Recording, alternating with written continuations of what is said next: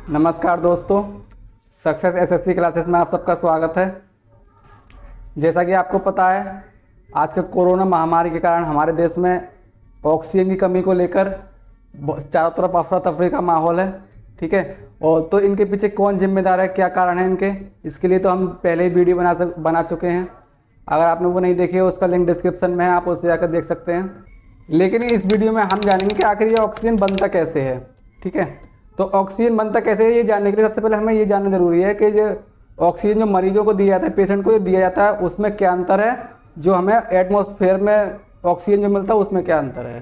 ठीक है, उसके लिए सबसे पहले हमें ये पता होना चाहिए कि जो वायुमंडल से जो हमें गैस यानी कि हवा जो होती है उसमें बहुत सारी गैसेज मिक्स होती हैं, लेकिन जो मरीज को चाहिए होती है केवल सिंगल ऑक्सीजन की ज़रूरत होती है, वो भी शुद्ध ऑक्सीजन की ज़रूरत होती है।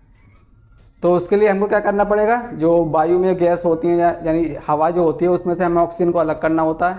तो आइए जानते हैं आखिर ऑक्सीजन बनती कैसे है। इसके लिए मुझे अपने व्हाइट बोर्ड पर जाना होगा, तो चलिए चलते हैं, आइए देखते हैं। सबसे पहले एयर, जो वायुमंडल में एयर होती है उसको इसके यहाँ से एयर फिल्टर में एंटर कराते हैं। एयर फिल्टर का क्या कार्य होता है, जो भी वायु में धूल के मिट्टी के कण जो होते हैं वो यहाँ से अलग हो जाते हैं बिल्कुल। तो यहाँ पर केवल एयर रह जाती है बिना धूल के कणों के। ठीक है, और यहाँ पे एक इनलेट वाल्व लगा हुआ था, यहाँ से जो बची हुई एयर है वो एंटर होती है। ठीक है, एंटर होने के बाद यहाँ पे ये है पिस्टन। एक पिस्टन का क्या कार्य होता है कि गैस को कंप्रेस्ड करना होता है। अब देखिए गैस कैसे कंप्रेस्ड होती है और इसका क्या मतलब है। जैसे गैस तुम्हें पता है, गैस छोटे छोटे अणुओं से मिलकर बनी होती है।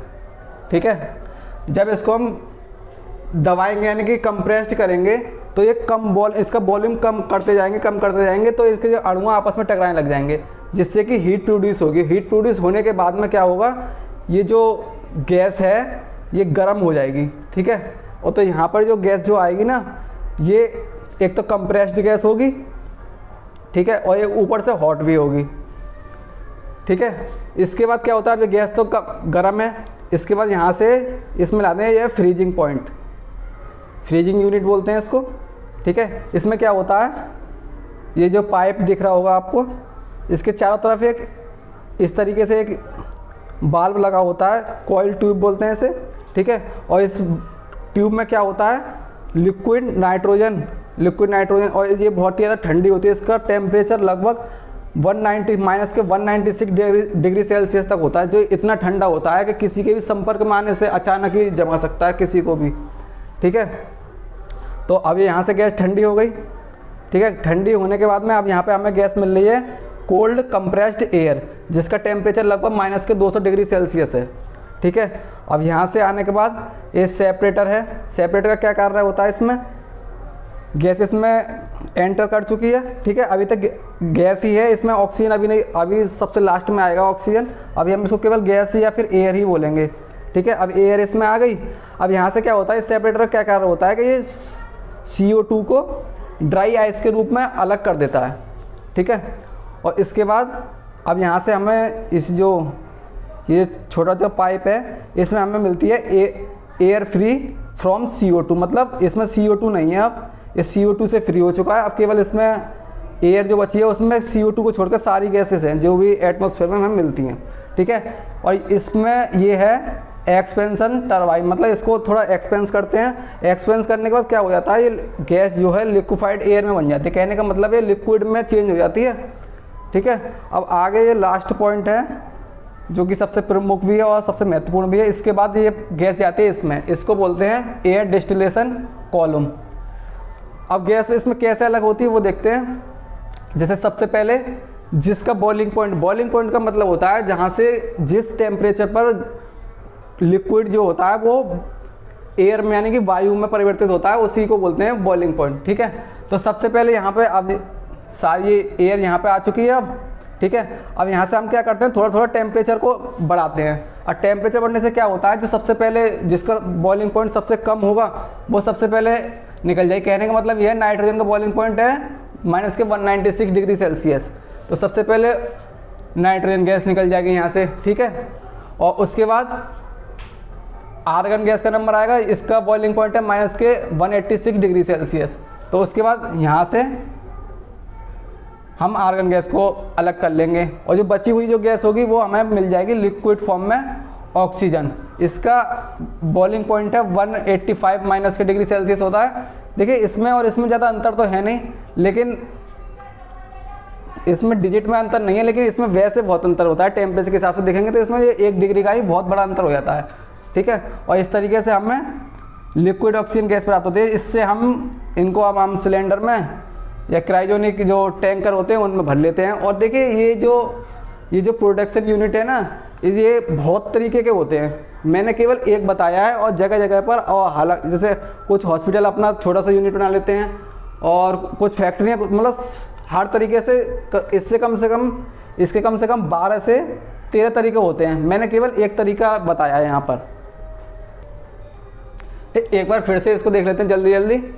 यहाँ से पहले हमने एयर जो है वो एंटर कराई। एयर फिल्टर का क्या कार्य होता है कि यहाँ से धूल पार्टिकल जो होते हैं, डस्ट पार्टिकल, वो अलग हो जाते हैं। अब यहाँ से एंटर करने के बाद में ये कंप्रेस्ड एयर मिलती है हमें। कंप्रेस्ड एयर के बाद में क्या होता है, जैसे हमें अब कंप्रेस्ड एयर होती है तो ये गर्म हो जाती है। गर्म करने के लिए हमको इसको ठंडा भी करना है गर्म होने के बाद, ठीक है। तो गर्म होने के बाद ठंडा करने के लिए फ्रीजिंग यूनिट से गुजारते हैं हम इसको, और इससे कॉइल ट्यूब बोलते हैं। इसमें क्या होता है, नाइट्रोजन, लिक्विड नाइट्रोजन होती है जो कि बहुत ही ज़्यादा ठंडी होती है।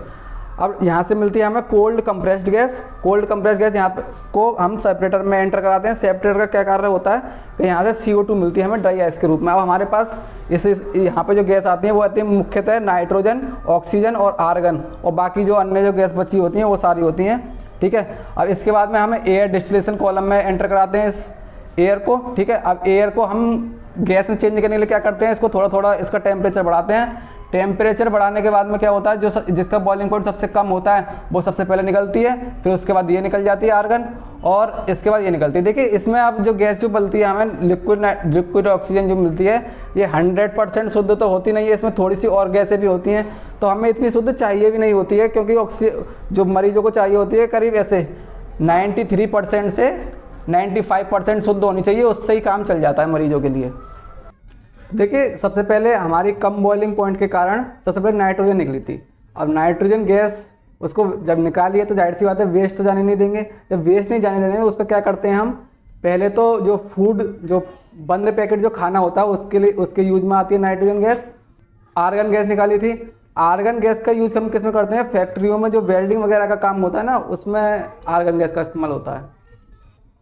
तो आइए देखते हैं अब जो हमने जो ऑक्सीजन प्रोड्यूस की है इसको आखिर मरीजों तक कैसे पहुंचाते हैं। देखिए मरीजों को पहुंचाने के लिए सबसे पहले हमें सिलेंडर की जरूरत पड़ती है। सिलेंडर या तो सिलेंडर हो सकता है या फिर क्रायोजेनिक टैंक हो सकते हैं।